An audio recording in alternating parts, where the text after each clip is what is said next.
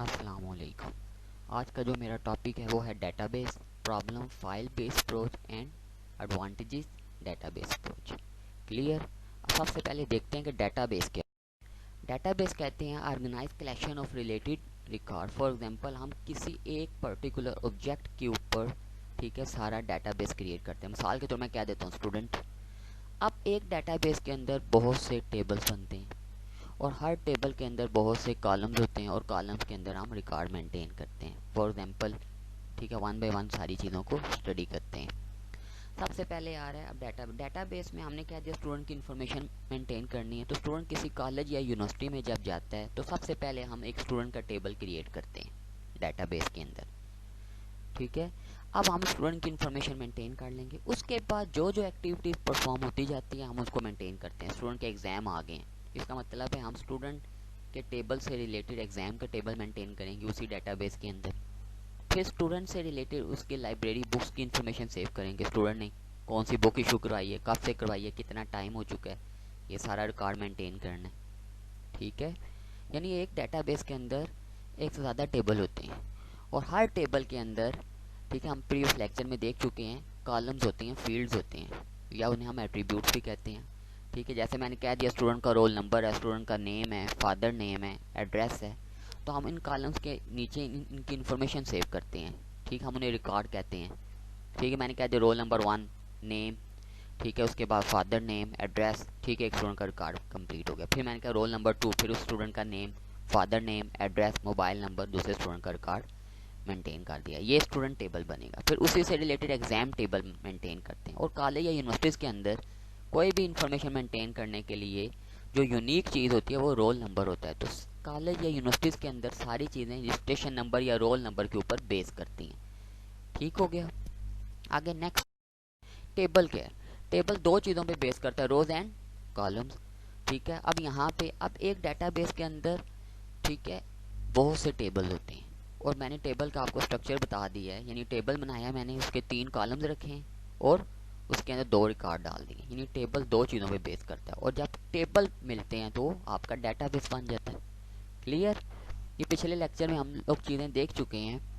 ठीक है, हमने पिछले लेक्चर में देखा था फील्ड क्या है, रिकॉर्ड क्या है। तो वही चीज़ें हैं, यानी रो और रिकॉर्ड सेम चीज़ कहते हैं, कॉलम और फील्ड सेम चीज़ों को कहते हैं। क्लियर।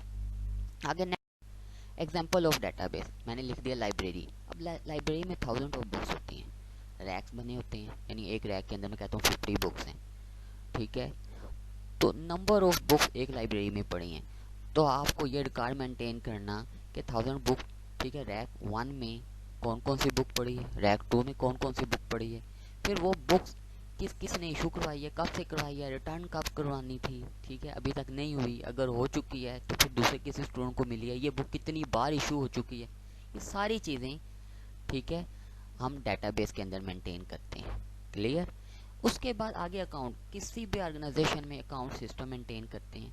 ठीक है, हर एम्प्लॉय की सैलरी कितनी है, ठीक हो गया। फिर उसके बाद उसका एनुअली इंक्रीमेंट कितना लगा है, ठीक है, उसकी पे कितनी है। यानी अगर किसी ऑर्गेनाइजेशन में 500 एम्प्लॉयज़ हैं तो उन सब का रिकॉर्ड मेंटेन करना ठीक है अकाउंट कहलाएगा। यानी हर वो चीज़ जिसमें हम ठीक है किसी की इंफॉर्मेशन मेंटेन करते हैं ठीक है वो अकाउंट में आ जाती है, प्रॉफिट और लॉस कैलकुलेट करते हैं। फिर उसके बाद कॉलेज और यूनिवर्सिटीज़, कॉलेज या यूनिवर्सिटी की एग्जांपल मैं आप लोगों को देख चुका हूँ। वो क्या होगी एग्जांपल कि स्टूडेंट की इन्फॉर्मेशन होगी, स्टूडेंट से रिलेटेड हर वो चीज़। यानी कॉलेज या यूनिवर्सिटीज़ में जो मेन ऑब्जेक्ट होता है आपका वो स्टूडेंट, सारी चीज़ें उसके इर्द गिर्द घूम रही होती हैं। ठीक है, यानी उससे रिलेटेड रिकॉर्ड मेंटेन हो रहा होता है। क्लियर। आप देखते हैं फैसिलिटीज़ ऑफ डेटाबेस। वो कह रहा है हमें डेटाबेस क्या क्या फैसिलिटी प्रोवाइड करता है। मैंने अभी आपको कहा एक डेटाबेस के अंदर एक से ज़्यादा टेबल हो सकते हैं। ठीक है, हम किसी वक्त चाहें तो ऐड न्यू टेबल, यानी डेटाबेस के अंदर एक और टेबल ऐड कर सकते हैं। यानी पहले सपोज 2 टेबल थे, अब 3 हो जाएंगे। ठीक हो गया। आगे कह रहा है ऐड न्यू रिकॉर्ड और कॉलम इन एग्जिस्टिंग टेबल। मैंने अभी आपको पीछे टेबल बताया, वहाँ पे हमने 3 कॉलम रखे थे, स्टूडेंट का रोल नंबर, नेम और क्लास। अगर हम चाहें तो उसमें एक और कॉलम ऐड कर सकते हैं, मैं कहता हूँ एड्रेस का ऐड कर लेते हैं। क्लियर, यानी एक और कॉलम ऐड हो गया। अभी मैंने जो आपको बैक पे टेबल बताया था उसमें मैंने 2 स्टूडेंट का रिकॉर्ड एंटर किया, रोल नंबर 1 एंड ठीक है 2 का किया है। अब मैं चाहूँ तो आगे 4 और 5 का भी कर सकता हूँ, तो आपका रिकॉर्ड होगा, यानी एग्जिस्टिंग टेबल में आप और मजीद स्टूडेंट का रिकॉर्ड मेंटेन कर सकते हैं। उसके बाद आगे क्या कह रहा है, डिलीट रिकॉर्ड और कॉलम।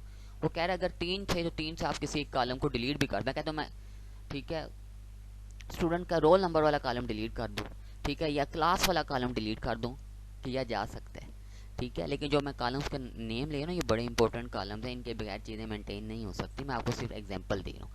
उसके बाद आगे कह रहा है डिलीट न्यू रिकॉर्ड। अब ये स्टूडेंट का मैंने ठीक है रोल नंबर 4 का रिकॉर्ड मैंने इंटर किया, ठीक है, तो मैं चाहूँ तो वो डिलीट भी कर सकता हूँ। उसके बाद अपडेट रिकॉर्ड, कोई अगर रिकॉर्ड में आपसे इंटर करते हुए कोई मिस्टेक हो जाए आप उसे अपडेट कर सकते हैं। उसके बाद आगे क्या, डिलीटिंग टेबल, कोई टेबल हो वो डिलीट भी किया जा सकता है, अगर 3 टेबल हैं आपको एक टेबल की अभी ज़रूरत नहीं है, आप डिलीट कर सकते हैं। क्लियर। आगे नेक्स्ट देखते हैं, कह रहा है difference between file and database approach. अब फाइल बेस्ड अप्रोच क्या होता है और डाटाबेस अप्रोच।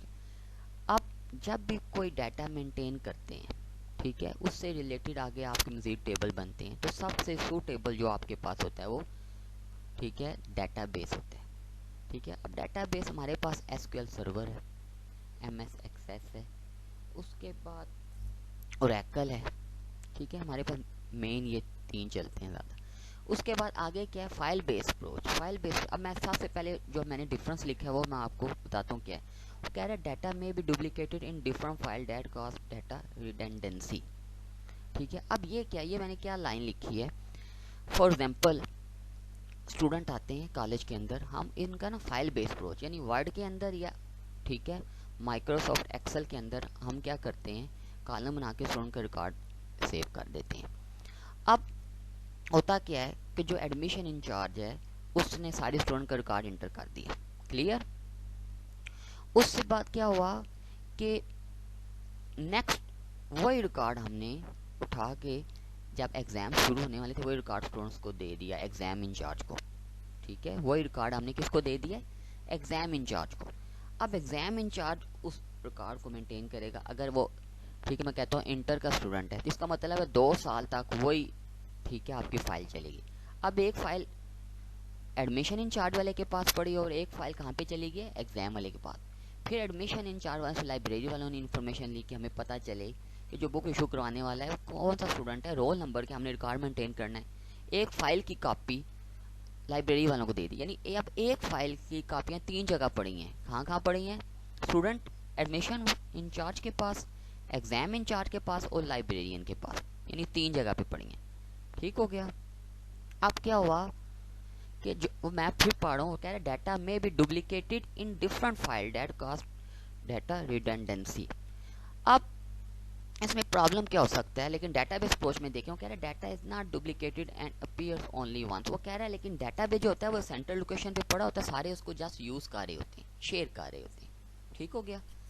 अब इससे प्रॉब्लम क्या आती है फाइल बेस्ड अप्रोच में, अब फाइलें जो 3 जगह पड़ी हैं, एक स्टूडेंट आया उसने आके कहा एडमिशन इंचार्ज को कि सर जी मैंने कॉन्टैक्ट नंबर चेंज करवाना है, ठीक है, हमारा मोबाइल नंबर हमने चेंज कर लिया, तो मोबाइल नंबर चेंज करवा लेते हैं, कहाँ पे, एडमिशन इंचार्ज के पास।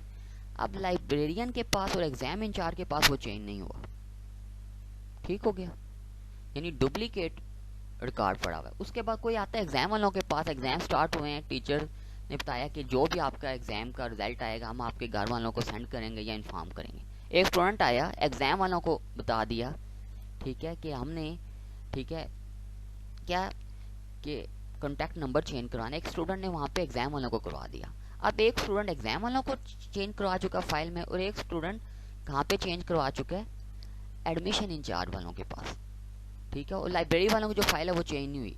अब 3 फाइलें पड़ी हैं, लाइब्रेरियन के पास एक फाइल है, एक एडमिशन इंचार्ज के फाइल और तीसरी फाइल कहाँ पे पड़ी है, एग्जाम इंचार्ज के पास, और तीनों डिफरेंट हो चुकी हैं, यानी तीनों में सेम रिकॉर्ड नहीं है, यानी डुप्लीकेट हो रहा है, यानी रिकॉर्ड रिपीट तो हुआ लेकिन उसमें भी चेंजेस आ गई हैं, ठीक है। लेकिन डाटाबेस में अगर कोई एग्जाम इंचार्ज के पास आता, वो अगर एक जगह फाइल पड़ी है डाटाबेस, तो अगर एग्जाम वाला उसमें चेंज करता तो वही चेंज लाइब्रेरियन को भी नज़र आता और एडमिशन इंचार्ज को भी नज़र आता। और अगर एडमिशन इंचार्ज ठीक है डाटाबेस के अंदर जो सेंट्रल लोकेशन पे पड़ी है सारे उसको यूज़ कर रहे हैं, अगर उसमें कोई चेंज किया तो वो भी एग्जाम वालों को भी नज़र आती है और वही चेंज लाइब्रेरियन को भी नज़र आता है। आगे भी डिफरेंस सेम है, जो मैंने एग्जांपल दिया है उसी को फुलफिल करता है। वो कह रहा है same data in different file may be different that create inconsistency. ठीक है, वो कह रहा है कि मे बी ये जो फाइल है इनकंसिस्टेंसी क्रिएट कर रहा है, यानी डेफिनेटली कंसिस्टेंट तो नहीं है। अब कौन सा फाइल अपडेटेड है, कौन सा फाइल आपकी कंसिस्टेंट है, नहीं पता, लेकिन डेटाबेस कंसिस्टेंट होता है, एक ही जगह पड़ा हुआ है। ठीक है, और जो चेंज किया वो सबको नजर आ रहा है, इसका मतलब वो ऑलवेज कंसिस्टेंट। उसके बाद आगे कह रहा है it is difficult to apply data integrity check on file. वो कह रहा है जो वर्ड के अंदर या माइक्रोसॉफ्ट एक्सेल के अंदर आप मेंटेन करते हैं उसके ऊपर कोई रूल्स वगैरह अप्लाई नहीं किए जा सकते। फॉर एग्जांपल मैं ये कहता हूँ कि आप लोग ना माइक्रोसॉफ्ट वर्ड और एक्सेल में ना स्टूडेंट के रोल नंबर लिख रहे हैं, स्टूडेंट का रिकॉर्ड मेंटेन कर रहे हैं। अब रोल नंबर आपने 10 तक लिख दिए। अब गलती से, ठीक है, जब मतलब बहुत ज़्यादा काम कर रहा हो, थक भी जाता है, गलती से रोल नंबर 10 दोबारा लिख के नए स्टूडेंट की इन्फॉर्मेशन एंटर कर दिया। माइक्रोसॉफ्ट वर्ड और एक्सेल नहीं रोकेगा, लेकिन डेटाबेस आपको कहेगा कि ये रोल नंबर पहले आप स्टूडेंट को असाइन कर चुके हैं। इसको कहते हैं इंटीग्रिटी, यानी आप चेक लगा लेते हैं क्या गलती होने का चांस बहुत कम हो। फिर क्या हुआ, नेक्स्ट आगे स्टूडेंट का नेम आया। अब वर्ड के अंदर और आप एक्सेल के अंदर नेम वाली जगह पे 1 2 3 लिख देंगे, वो सेव कर लेगा, लेकिन डेटाबेस के अंदर नेम की जगह ABC के अलावा अगर कुछ लिखेंगे वो टाइप ही नहीं करेगा। यानी बहुत कम चांस होता है डेटाबेस में गलती होने का, क्योंकि अगर आपने चीज़ें प्रॉपर मेंटेन की हुई हैं तो। अब आगे मैंने लिखा प्रोवाइड पुअर सिक्योरिटी, उसमें सिक्योरिटी नहीं होती, मेंटेन डाटा सिक्योरिटी। ठीक हो गया। आगे 5 पॉइंट लिखा है कि data is distributed many different file. ठीक है, डेफिनेटली डिफरेंट फाइल में डिस्ट्रीब्यूट है, लेकिन डाटा बेस के अंदर data is stored in one place and can be share easily, यानी एक जगह पड़ा हुआ सारे उसी को यूज करें। क्लियर, ये मैंने बुक के अंदर, ठीक है, फाइल बेस्ड अप्रोच के एडवांटेजेस लिखे हुए थे और बुक के अंदर एडवांटेजेस ऑफ डाटाबेस अप्रोच लिखे थे। ठीक हो गया, यानी मैंने उनको कंपैरिजन करके आपको क्लियर कर दिया। ठीक हो गया। इससे रिलेटेड आपका कोई भी क्वेश्चन, आप मुझसे क्वेश्चन रेज कर चुके हैं। आज का लेक्चर यहाँ तक था। थैंक यू, अल्लाह हाफिज़।